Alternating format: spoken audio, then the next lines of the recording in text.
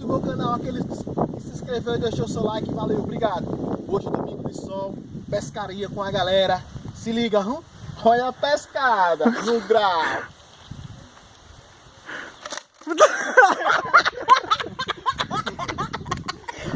Para de Toma! Para de cachorrada! Não é pra rir não. Não é pra rir não, meu filho. Sai daí, menino, vai! Só caiu porque eu tava aqui, né, na beiratinha. Mas vamos lá. Vou mostrar como é que se pesca. A pescaria de hoje é topada, domingão de sol. Aí, o açude, peixe, tem à vontade. Vamos lá. E quais é os peixes que tem? Aqui? É. Pecerica, sururu, mussum, tem de tudo. Todos os peixes. Tem peixe e sururu na lagoa?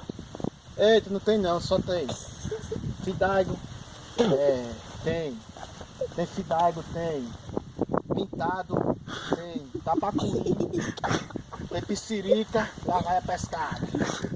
É agora, se liga galera. Cuidado antes de pegar na venta.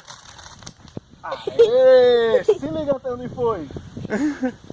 Galera, a pescada de hoje está excelente. Eu só não vi o peixe ainda, mas tem. Tá pescando. Pescada excelente. Ah, isca tá banhando não. Valeu galera, aquele que curtiu, que deixou seu like, valeu, obrigado. Aqueles inscritos, valeu, um abraço.